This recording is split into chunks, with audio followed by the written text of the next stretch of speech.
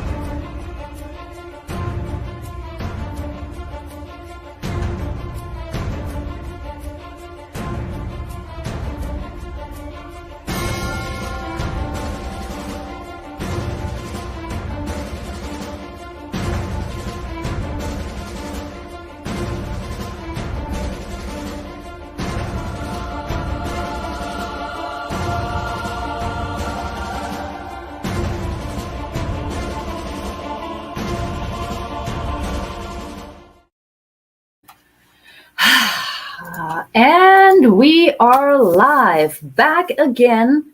Apologies for missing last week's show, but I told you all I was traveling. And on that trip, so much happened other than me getting to know a country and a place that I had not known before and feeling really at home there. I met a lot of amazing people. So, big tip for today, for our show today, is very simple: trust your intuition. And if something or someone tells you to go, go. Very simple. Because as it happens, what occurred then suddenly was, aside from me loving the place and meeting really, really cool people, I met the guest for today. And somehow there's a connection. And you know what it is? When we have a connection, we need to be in that connection mode. And then my other guest for today had an emergency. And that happens too, as we know. So I turned around and said to this lovely lady, I said, "So what are you doing Tuesday?" And she said, "Well, I'll be talking to you." And of course, and so it is, as we always say. So I'm going to bring up a fellow German and we're going to talk in English. So it's going to be fun. Hello, Antonia. How you doing? Hi, Natalie. I'm wonderful. Thank you so much. I love the blue behind you. It reminds me of the sea. Yes. Last flashback to last week. Yes. Now, I brought Antonia in because when I was talking with her, other than hearing about her amazing journey, Hamburg is in there, as I said, Hamburg and a lot of other places, which I'll ask her about in a moment. She also talked about source and intention in a way that I have not heard before. And so that's why I wanted her here. So just as a heads up. So Antonia, why don't you tell us a little bit about you? I could read your bio, I could make all the accolades, but tell us a little bit from the heart about yourself, if you wouldn't mind. Yes, I'd love to. I would share from my heart. I'm a visionary heart. So I really see potential. I see a lot of connections before other people see them. So I love also bringing people together, and I love guiding and supporting to really connect with the inner wisdom, with the higher wisdom, and as I call it, also connecting with source. So it's our inner source, it's the divine source, it's Mother Earth, however you call it, however you name it. So my whole life and my whole business journey somehow circles around intuition, around stepping into our purpose, into following our vocation, and creating and co-creating with intention. And this is part of the magic that I feel when we step into taking action on our vision and on our inspired moments, that we take action and we follow the nudges that we receive from life, from maybe nature, from what we hear, from a meditation, wherever the nudge comes from. But if we act upon it, magic can happen. And I'm all about that in life and in business, because I feel in business we can have so much more magic if we let it in. Mhm.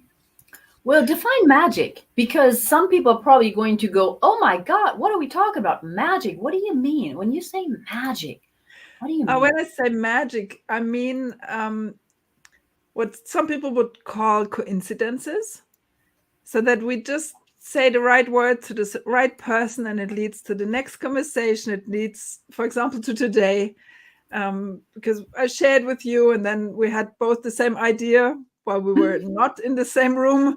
And then I feel it's following these pieces that creates like, I would say, magic opportunities that wouldn't have been there if we wouldn't have followed. And if we wouldn't have also felt into like the inspiration with when we meet someone, and sometimes we haven't spoken even to the people yet, but there's something, and then following this brings opportunities and new pathways and new horizons that we haven't seen before. That's what is what I call magic. Yeah. And the magic happens like that because it's not pre-planned, and you follow that intuition and the guidance. And tell us a little bit about your journey. You don't have to only talk about Hamburg, even though you could. But you're a source leadership mentor, you're a coach, you're a consultant, you have wisdom, wayfinders of wisdom. So you don't just work with individuals, you don't just work with nature and source in that sense. And I think the most important thing for some people might be your training. So, where did you get your training at to do the things and to connect the way that you do? I feel part of my, like, on the spiritual side, the training started in my childhood because I grew up in a Tibetan Buddhist community in Bavaria. So I was already in between cultures, always, not in between, but like holding them both. And after school, I started with graphic design, which I did in Hamburg, which was, for my brain, something was missing. So I was 1 year in Hamburg and I worked in a consulting agency. And there I found the next step, which was going into business and doing my MBA. And not just at the university, but in a way that I worked in a company, a very conscious ecological company, and I was visiting the academy to do my MBA. And for me, this was the beginning of bridging also these worlds of being in business and at the same time being connected to an inner guidance and following this, even if it looked really strange to some people, like, you're doing business now, like, are you crazy? Because I was an artist, and like there was nothing business in my childhood, but it was a natural flow of these next steps that led me there. And one significant moment was actually at the fish market in Hamburg in the morning, at 4:00 in the morning. So sometimes when you tell your dreams to someone, it can seem like the random person, and it's just the perfect person. So, but it's important that you don't tell everybody, right? It has to be the right person, right? The intuition part. Yes, and then really, I feel the moment we speak about our dreams and about the insights that we had, the spark is very alive in us, and I think that comes with speaking to the right person, or maybe it's even a group of people, and they will feel it, and then maybe one resonates with it and says, "Oh, I have a next step," or "Can I invite you?" or "Do you want to have another conversation?" And then we see if there's something that can come out of it. Yeah, absolutely. And you just mentioned art. Yes, I'm going to come back to your training and all of that, but you just mentioned art, so I want to show this image. Yes. Which I sort of, just to let everybody know, I sort of used it because it's in the public domain, and then I told her I'm using it, so I think I have permission to use it. I follow my intuition. But this image, I believe you created it. What does it mean? What does it stand for? This image stands for my new venture, my new initiative. It's called Wisdom Wayfinder, and it holds both. It holds life guidance and business. And the picture with the boat and the people on the boat is for me, it's like a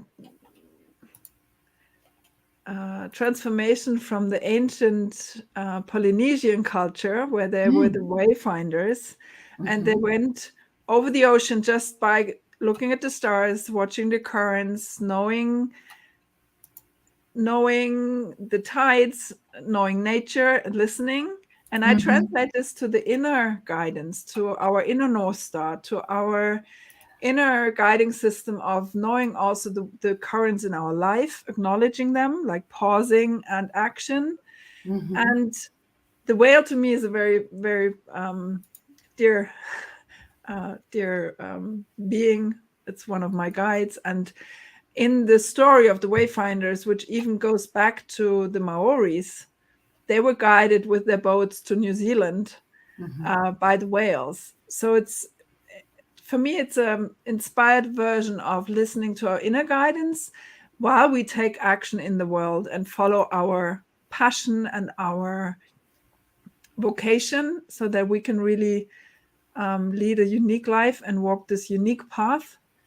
And like wisdom wayfinder, find our unique way, which is sometimes, it takes courage and it takes trust and it takes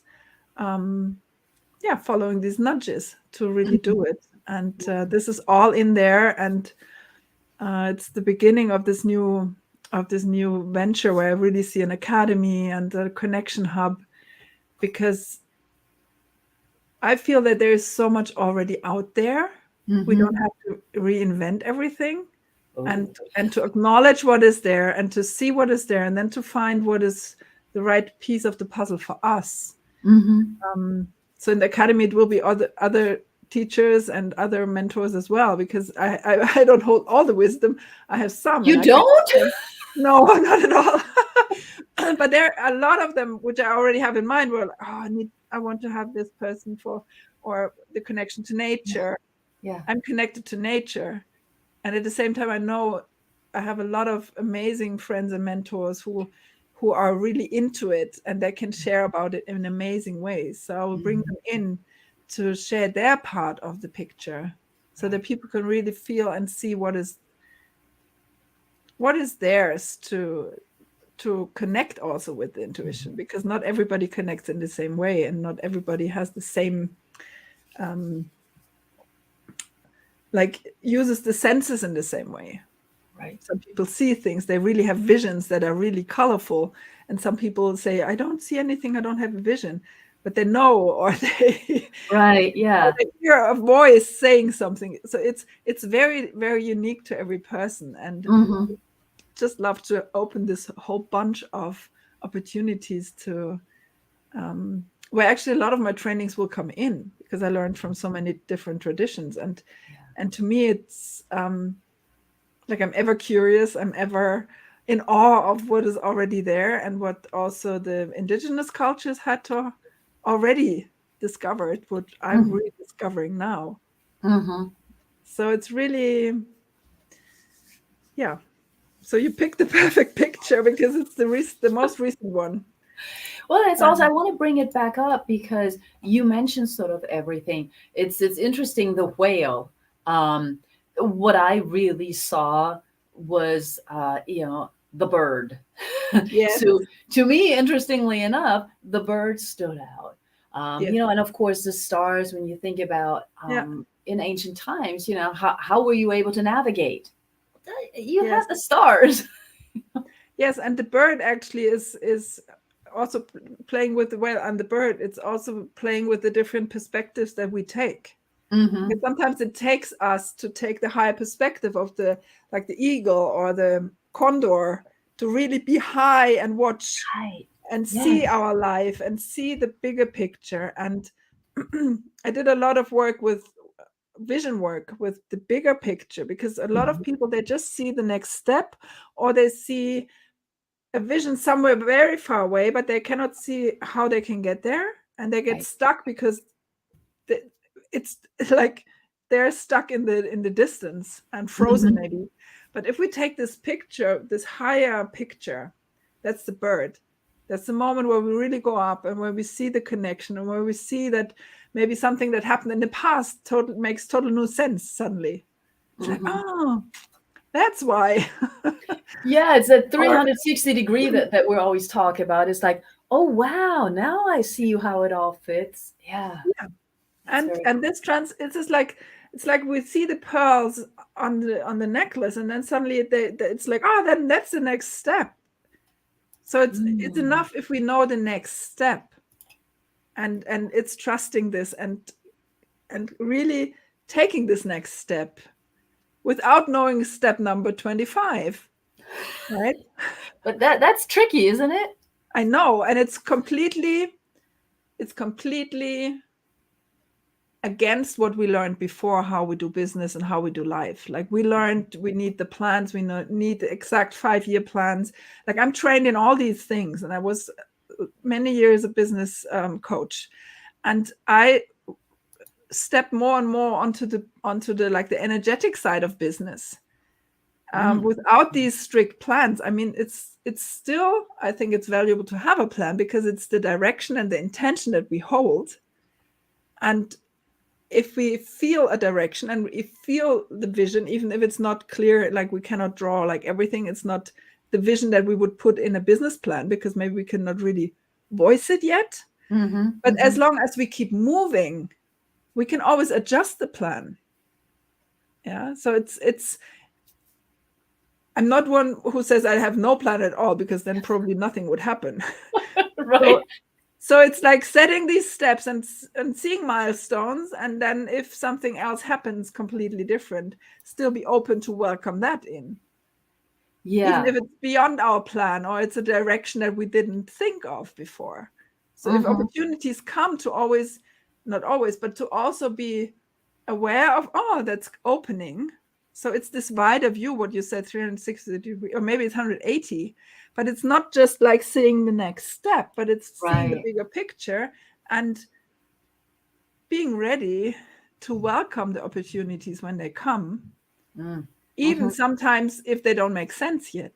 So it's like, for example, how do you do that interview. though? Yeah. How do you do that in business? Because we've been trained, and we're still being trained to have a business plan, even if it's just a one-pager.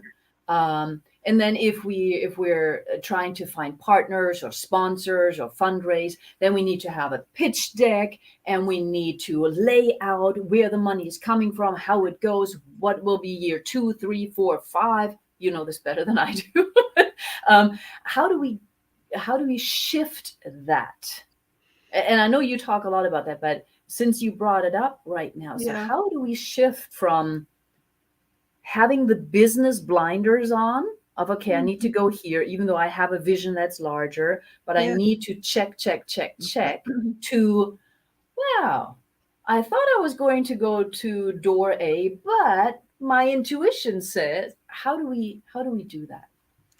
I think it's like a subtle dance. And again, it's different for every business and every size. Like if you need a lot of investors and like there's a lot of money involved, you probably need a more defined plan. And if the venture is more includes fewer people, it's maybe easier. Maybe depends on the people.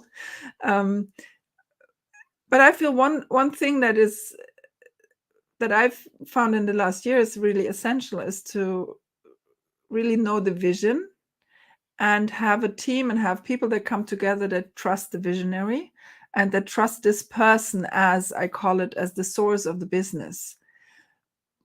Because then if this person has an intuitive realignment, they will be still on board, because they trust that the direction is for the highest good of the whole venture. Yeah. And I personally don't think that we shall throw away all what we did before. For me, it's more like transmuting it and seeing the pieces that are really valuable and using them, because there are great tools in there. As long as we don't think we have to use them all, because we are supposed to, because they're on the you should list, Oh yes, the should list. Because when we have this you should list, then we are just squeezed into, I have to do social media like this, and I have to do this like this, and then we're like, we cannot move, we cannot fly, we cannot navigate freely. And at the same time, if I know that a webinar would be the best thing to promote the new project, right, I can go somewhere and see how do I do webinars, and I can learn, I take the structure and I can implement it, because that's the piece that I want for my puzzle. It's a completely different approach to, I have to do it like this, to, oh, this is what comes up, and now I take the knowledge, maybe I learned it even 3 years ago, right. So I go back to it, and I ask an expert and I say, can you help me set up this webinar and help me with the structure so that it works? And it's a whole more, like, I even feel in my body when I speak it. It's more playful, and it's at the same time it can be very, very efficient and very powerful. So it's I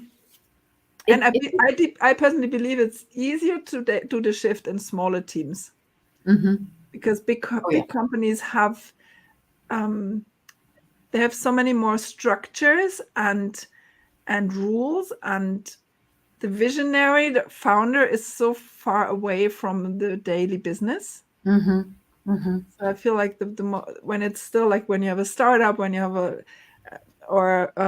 leadership team where the founder is still there, I personally feel that it's easier to do the shifts. And at the same time, I feel it takes courage of all the participating team members or employees to do it differently than we should do. Yeah. So let's talk about courage a little bit, because the one thing that pops always into my head is it's not just courage, but it's also the way that you're describing it. It to me, it is connected to self-trust, because you're saying not just be flexible, you're also saying delegate. You have a vision, trust your vision. However, the world is telling you, as you mentioned, if you want to be successful, step A, B, C, you need to do this now. In your internal guidance system, my IGS, as I like to call it, might say, no, it's not going to work. I hate being on camera. I don't want to do this. And then you're doing the webinar and it really doesn't work. So how much is the courage connected to self-trust, in your opinion, because you need to delegate? Yeah. Well, what I first of all, I would say it's very deeply connected. And it's also, it starts with our self-trust, that we trust in the intuition, that we trust in the next step that we see. And at the same time, it's trusting, for example, our team members, so that they can have their, like I call it, a specific source. If there is a marketing manager who does amazing work and who holds the vision for the marketing for my project, then it's time for me to trust that person, so that this person can do it in her inner guidance, so that then she can follow this, and she still holds the big picture, or steps into it with me. And at the same time, it's for me trusting her that she will do the best that she can with connecting to her part of the vision. So I feel it's a new way of also working in the team, which is beyond the old hierarchical system that we had, because it's about responsibilities and about also empowering the employees or business partners, or if I'm in a business partnership, it's also trusting that if the other person is the initiator of this, to trust them with their piece, and at the same time always be honest with myself, which comes back to self-trust, to really, self-trust to me comes also with the courage to be honest with myself. Because sometimes it takes even courage to think the thought. Yes. It's like, oh, no, I don't want it. I don't want it. Sometimes we can ignore thoughts a long time. Like we have some knowing, and we just put it to the side because it would be maybe uncomfortable to move forward, or it's just too big, or it's just too new, or or whatever, like whatever mind game we have. Or you really want to, I always have that where I really want this to be right, or I really want this to work, and it's like everything pops up and it's like, no, not now, until and then I do want to give a quick shout out to Judith. Hi Judith, who's also amazing, of course, with courage, confidence, and trust, and giving people the power of their genius and owning their source energy is really what she loves about your work. And there is more that she loves, which I'll pull up later. And of course, Shmiko has also been commenting, so thank you for that. The honor in wisdom. Before we go to a short break, how much do you think, this is like a question that I always consider, how much do you think the part that you said, you have to trust your team member to step into their wisdom and all of that, how much do you think that has to do with you trusting yourself to handle whatever may happen? Because you may know that this person actually can't do the job, but you just want to believe that they can't. You want to give them a chance. So are they connected in your mind? Yeah, they're connected in my mind. And to me, it's a difference. Like if I look at a team, I feel that there are some people who just do a job. And maybe they're perfect at that and they are fine with that. And this is part of their life's mission, life's work, whatever. They do their job, and then maybe they have a dream that they make come true at the weekend because there's something that they're really passionate about. Mm-hmm. And they're inspired people who really share my vision, and who really come forward. They also take initiative. Mm-hmm. Like someone sharing a new project passionately and really seeing it. This is to me a completely different, because it's not me giving this person a role or a job. It's this person suggesting, how about we do it like that? And this person is connected to this version of a project. And then for me saying, great, do it. Mm-hmm. Yeah, it's a whole different energy from me giving someone a task to do and then hoping that they will do it. Right. Yes. I mean, sometimes that's like it. And it's a subtle dance. And it's also in business partnerships. It's like, it's a lot about communication. It's a lot about really voicing expectations. And like, there's so many levels to it. Mm-hmm. And this part of who is initiating and who is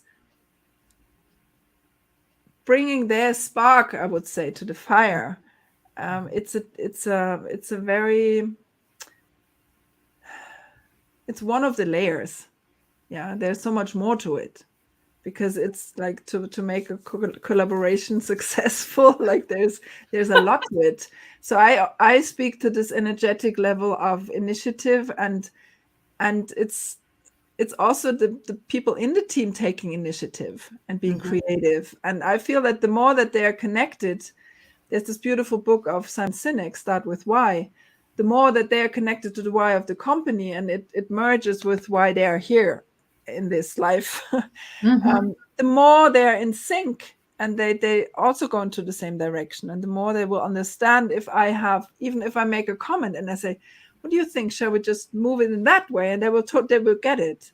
Right. Yeah, because they're connected to the direction and to why we are here and what the mission of the project or of the company is. Mm-hmm.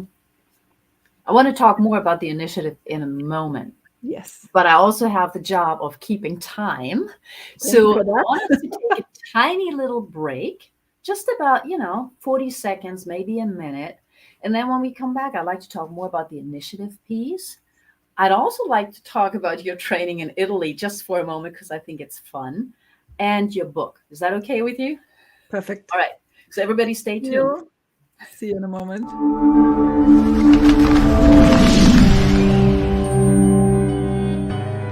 Welcome to the Los Angeles Tribune page. Here you will find original news programming, exclusive digital events, and shows that are directly from the community. At the Los Angeles Tribune, we believe in giving a voice to the voiceless. We are proud to be the only national brand to empower everyday people to make a difference. Since 1886, our reputation has been built on truth and responsibility. Thank you for watching and making a difference. For general inquiries, contact today. Thank you on behalf of the Los Angeles Tribune team.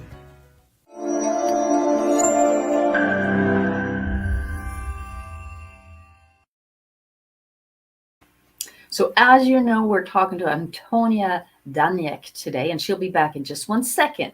Before I bring her back, I want to thank everybody in the audience. Love the interactions.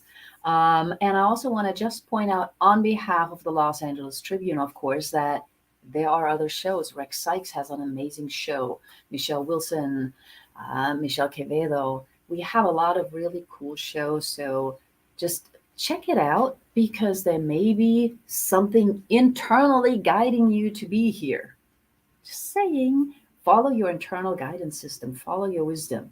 And with that said, I want to bring back Antonia, because the idea of initiative, intention, is, in my opinion, crucial. And that's why when we talked, when was it, yesterday? No, 2 days ago. Sunday. It was Sunday.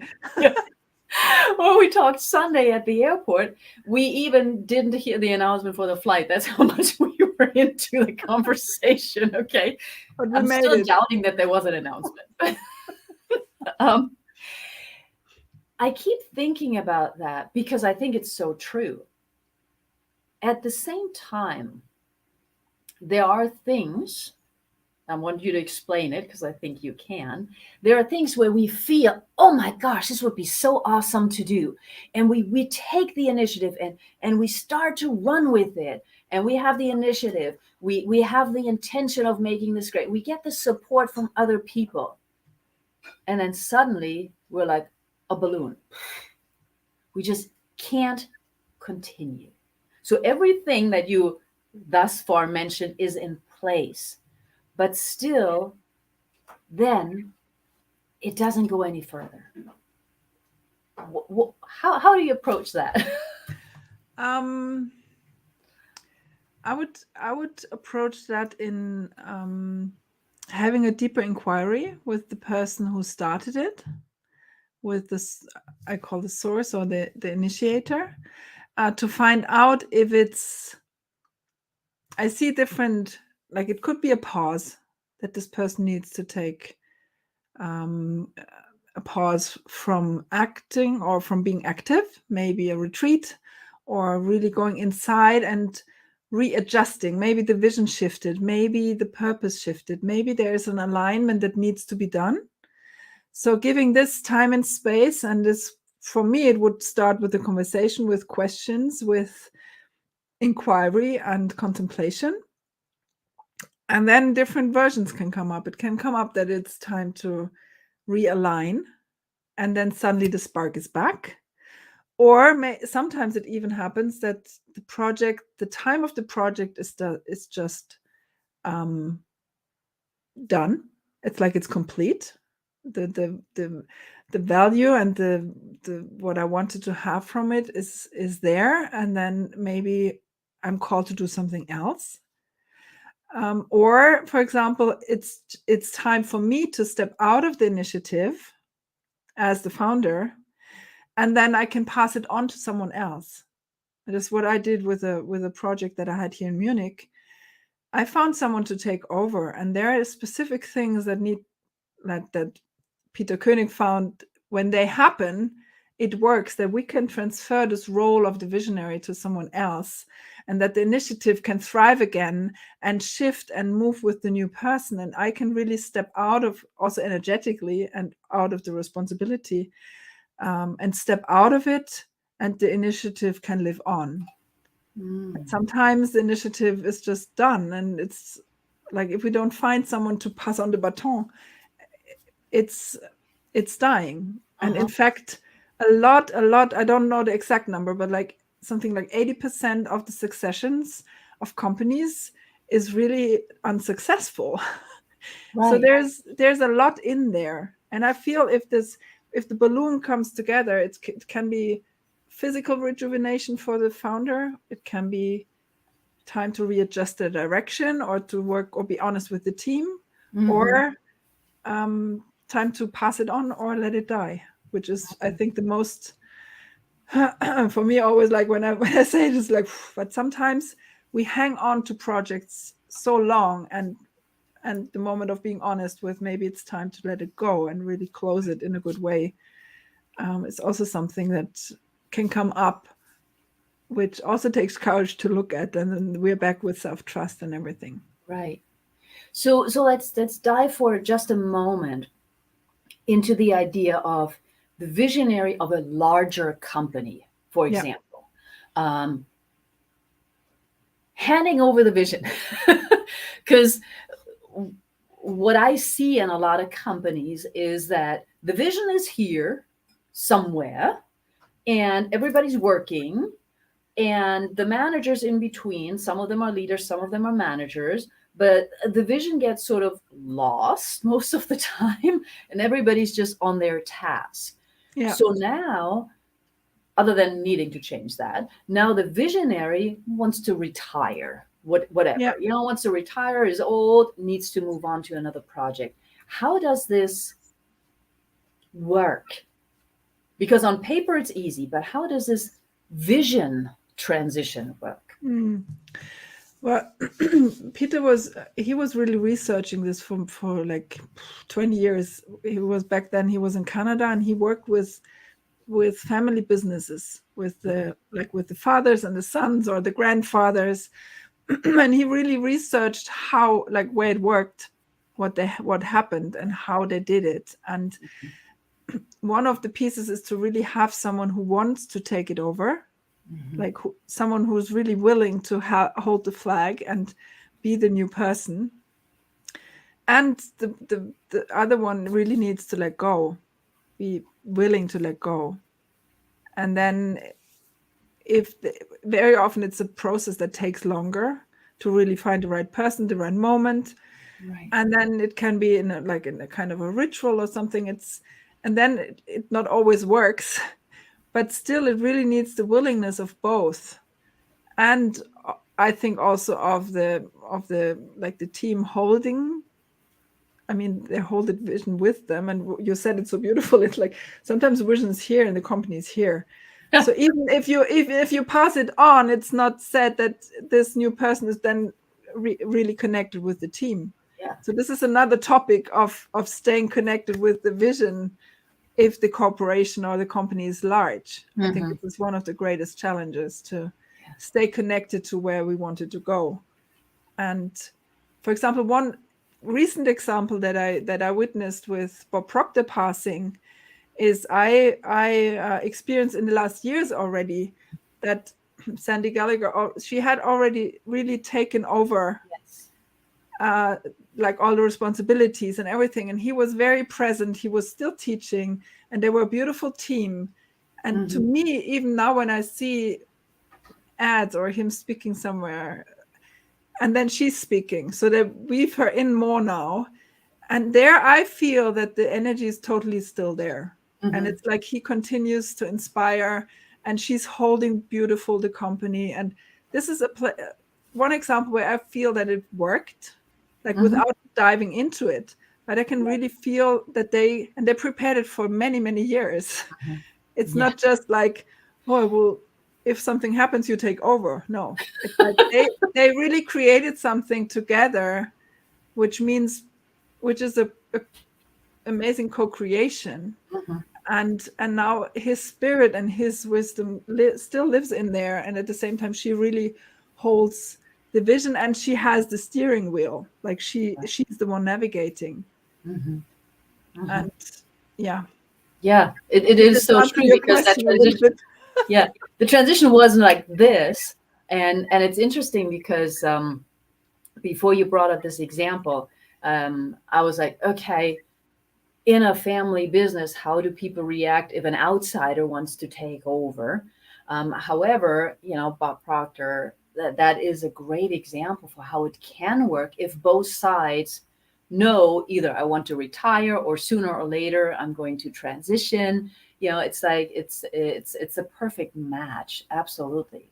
Yeah. Awesome. Thank you for that. Thank you for that example. And this brings me in no direct way to the other thing that I really want to talk about.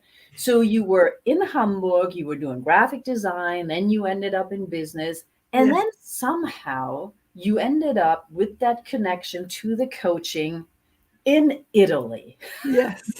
So how did that happen? So there was some bits and pieces in between. Yes, of course.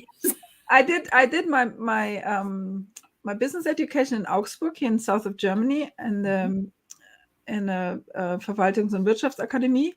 So it's almost university. And it was very nice because it was just 11 students. So we were very oriented on like, this is in theory, it works like this, and practically in our company, it works like that.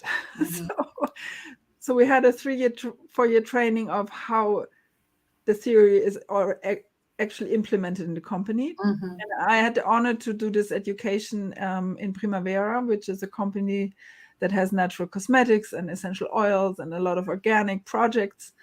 And there I was in contact with Feng Shui. I did all my educations parallel to working, so with working with the earth and everything. And then I had one point where I knew that I would move on from there, and I quit my job 1 year in advance to find someone to be a good successor.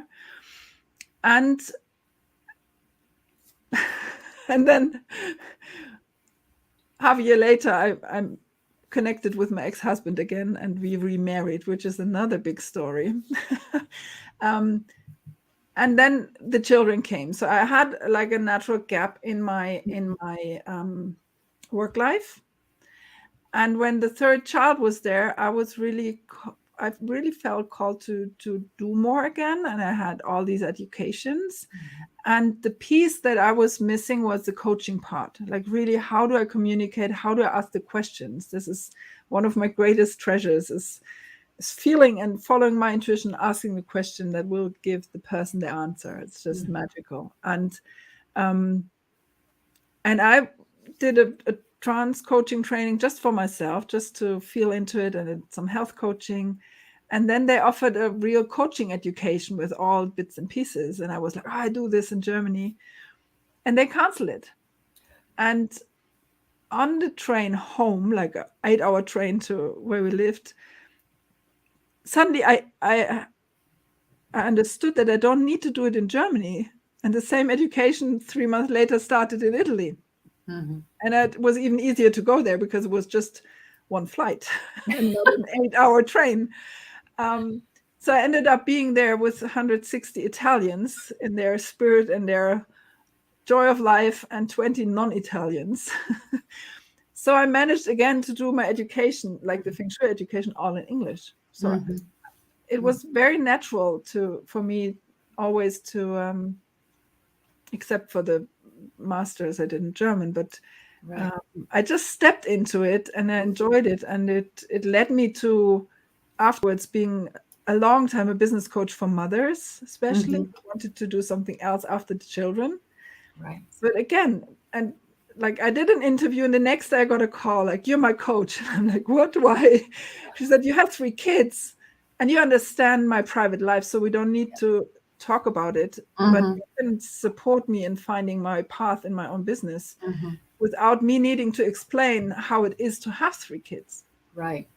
And I personally had some business coaches who didn't get it. And I was like, okay, you can just let them go, because if they don't have family and maybe are not even in a relationship, young men, it's like, they cannot be my coach. It's like, this doesn't work. Yeah, that doesn't connect, right? No, it's like, oh, if you want to work in English, you could move to England. And I'm like, yeah, sure. Now, the one part about your story where you were on the train because they canceled it, right? Yeah. They canceled the training. For most people, that would have been, okay, I'm done with this. I'm now going to do something else. Even if they had seen a flyer, this is also going to happen in Italy, Yeah. they would have been, no, this is my sign that I'm not supposed to do this. Yes. What's the difference between identifying that as a sign, no, I'm not supposed to do that, and saying, wow, there's one in Italy? Which was even more fun. So what's the sign? I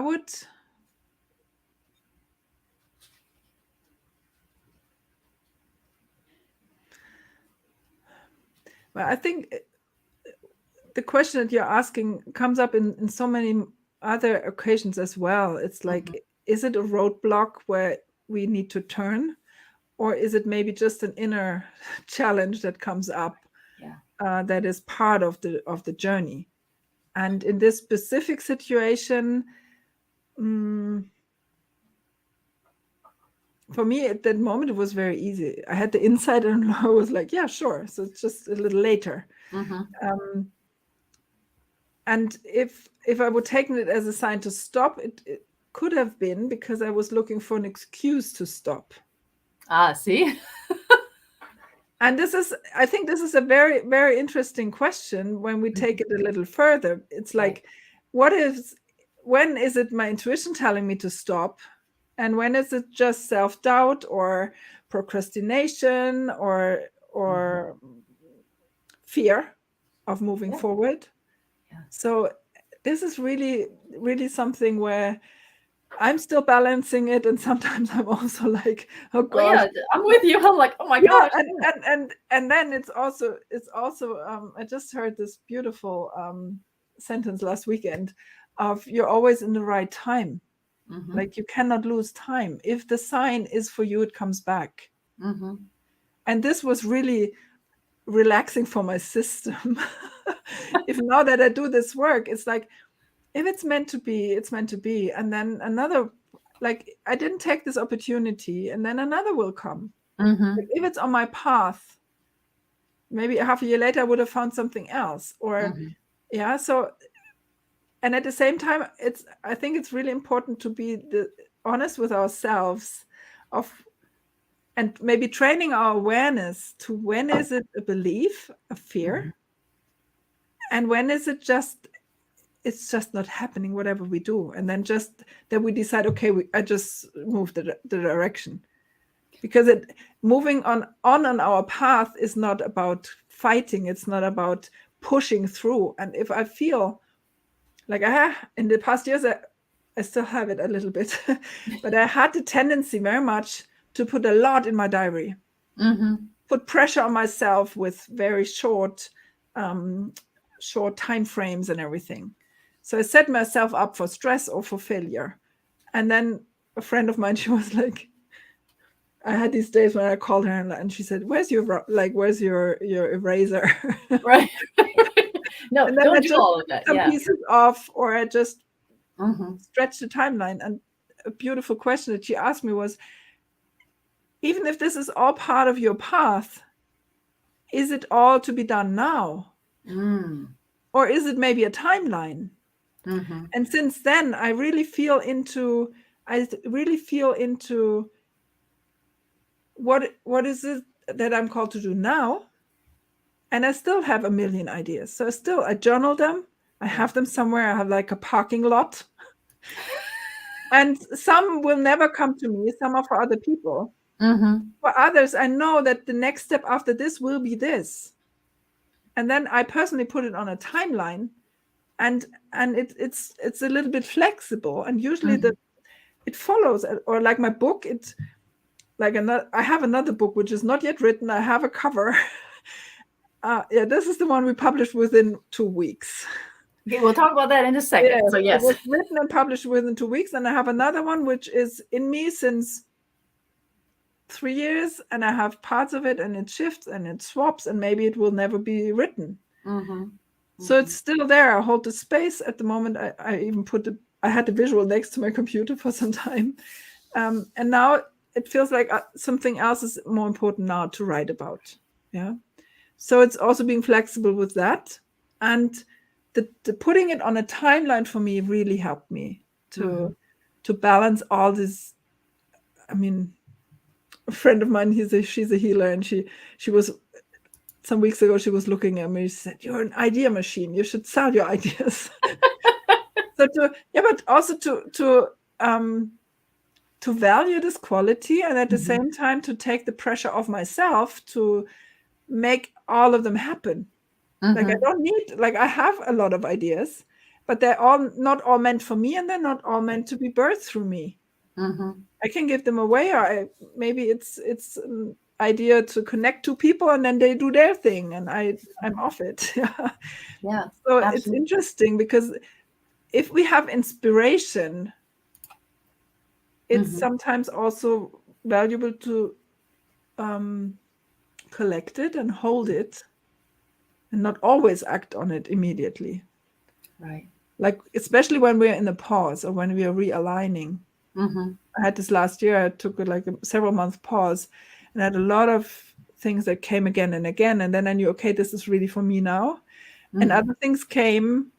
And in like 4 years ago, I would have acted upon them all immediately, which would have led me into like 10 directions, which wouldn't help. Like, neither do people know me. Right. Right. Yeah. So it's a, like with I love what you said, the inner guiding system, IPS, or how do you call it? IGS. Yeah. IGS. So it's, I think it's part of training our awareness and our consciousness of what is really calling us to do, and what is inspiration that comes through to be written or shared. Sometimes it's me sharing something with someone, and someone else hears it and they get their spark, and that's why I had to share it. Right. Yeah. And it is so true, right? We have those nudges.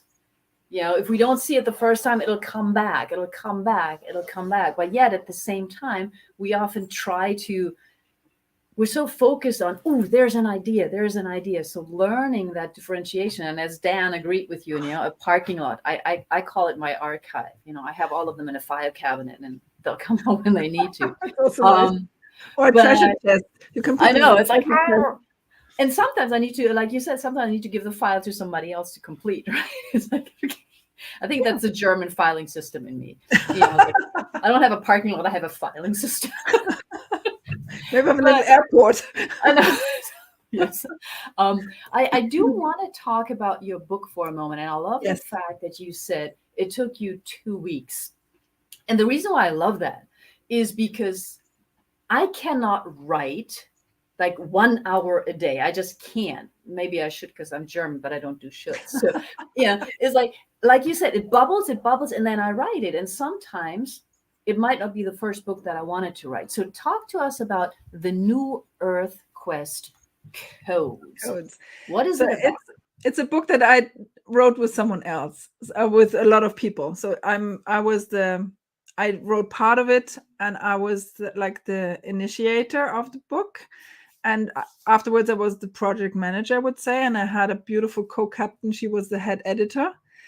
And the New Earth Quest was an online program that I was part of, which really jump-started my whole English journey, connecting with Australia and the UK and Scotland, everywhere. And we were collecting codes, like all the insights that we had. Every week we collected to a certain topic our insights in codes. We call, like, you can imagine like headline for a film. Yeah, some little snippets that meant a lot to us. And in the final, I think we had 1 week left, and I was like, we should write a book. And I shared this with the group, and then the facilitator, our trainer, our mentor, he messaged me and he said, hold it for a moment, don't just jump on it. And I was like, okay. And then in the final call, he asked us to collect these codes and go into breakout rooms and see what were the most important for us. So we collected them all together. And then he did a very smart thing, which I'm grateful, like, forever. He sent us into our Facebook group. So we had to leave Zoom we all went into our Facebook group and we went live and shared what this code means to us, what it means to us, what we think it means to humanity, and what it means to the all. And then we came back and he said, now you have your book, because everybody, like it was 24 people, everyone spoke for 15 minutes. He said, transcribe it, and you have the basics of your book, and you have the chapters. And then he said, who wants to head the project? And I was like, I'm definitely willing to, because I had this inspiration already. Right. And then everybody who was good with editing, we had an editing team, so we edited each other's texts. And one woman who is a graphic designer, one night she was like, I saw some signs, and last night I created one for each code. Wow. So in the morning, suddenly we had this. And then, which was interesting because you spoke about art. Initially, I wanted to ask her or someone else to create the art for the cover. Mm-hmm. And they all just gave it back to me. They were like, that's yours, that's yours, that's yours. And I was like, but I'm leading the project, and how can I step out and just connect and everything? And then Emily, my beautiful co-captain, she was like, we will do the editing and you will just step out 2 days. Like, just be offline and do your thing. And I did. And I was sketching one afternoon and one through night. And in the morning it was done. And in the morning, I think 4 or 5 a.m., the picture was there. And and then the graphic design, she re-edited it so that the color because the yellow always jumped off like in the middle. And it's a representation of the 4 directions of the medicine wheel. It has a lot of things mixed in, like how I am and how the whole group was. And then I think it took me 1 or 2 weeks more, and then we published it as an ebook on Amazon. Yeah. And awesome. And it was really, I think in this moment, it was really important to do it so quickly, because the moment that everybody goes back into their daily life, it would have been harder to keep us together. So it was done quickly. And then the final editing took a little bit, like getting the format right, and publishing it.